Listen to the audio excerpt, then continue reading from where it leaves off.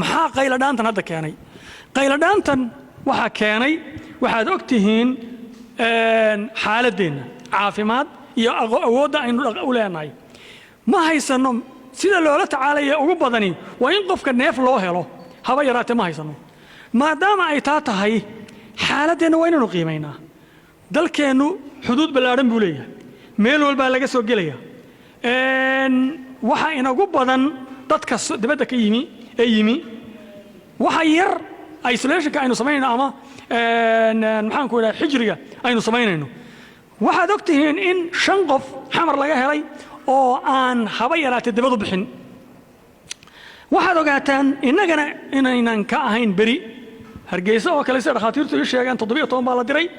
ilaa hadda uu maqan imaanaya 17kaasba suspect way ka badanina way jiraan waliba macnaheedu waxa weeyaan sidii Burundi dhakhtarkii ahaa yiri war anagu bahashi ma hayno sababtoo ama baari karno halkaas inaga taaganta macnaha intaynan haddaba maadaama aynan baari karayn waxaynu u baahannahay transmissionka ama fididda inaynu yarayno oo saynu yeeli karnaa qodobka koowaad labaynu kala saarayna community-ga ama dadweynaha sidee loogaga hortagaya iyo sidee baynu qofka uga hortagaynaa dadweynaha waxaynu uga hortagaynaa kow warbal horta wixii dibadda inooga yimi ilaa la karantiimeeyo inoo imaan dawladda waxa laga rabaa dibadda inaan waxba inooga imaan ilaa la karantiimeeyo la hubiyo waxaad ogaataan qof kasta oo qufac leh ama qandha leh xanuunkaasu qabaa ilaa la hubiyo taas waxa laga rabaa dawladdu inay fuliso sidii sheekha iyo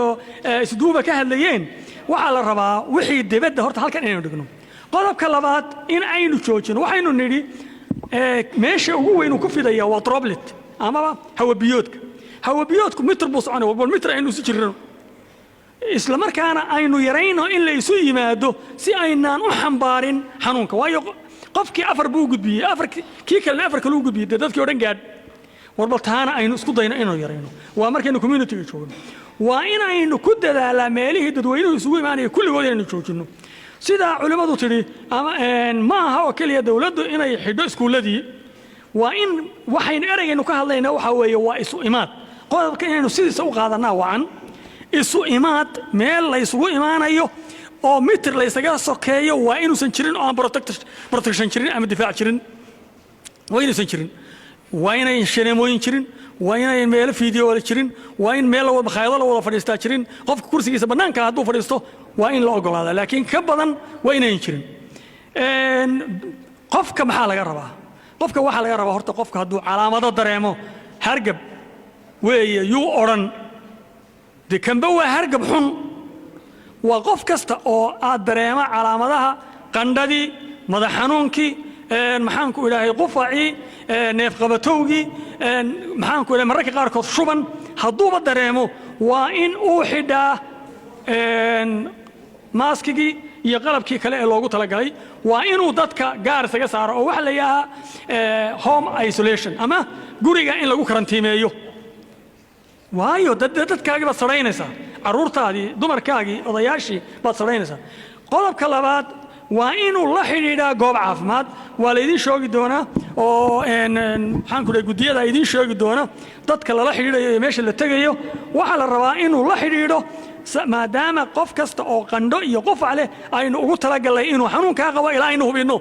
waa inuu la xidhiidhaa dadkii loogu talagalay qodobka ku xiga waa in uu farihiisa mar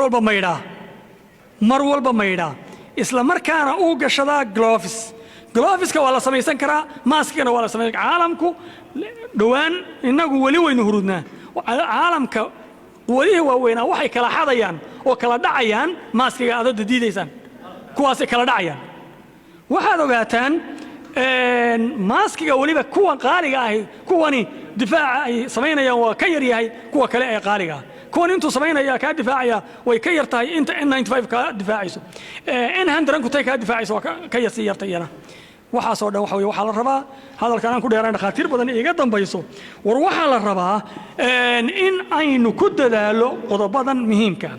qofka kale ee aan xanuunka qabin horta koow waa inuusan u tagin qofka uu ka shakiyo ama inuu xanuun qabo la sheego ma aha xanuunba haddii uu tagayo waa inuu protection sameeyaa isna uu qabaa protectionkii macnaheeda ha isbooqanina maaha sharcigii maaha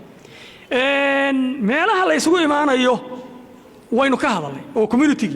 tani waxa weeyaan waa booqashadii qofkaaga waa in waxaad ogaataan sidaad ka dheregsan tihiin dadkeennii halkan inuu ku tukanaynaa in la tukadaa la diiday waxaa la ilaalinayaa qofka kale inuu qaado micnaheeduna kaftan maaha cayaarna maaha ogaada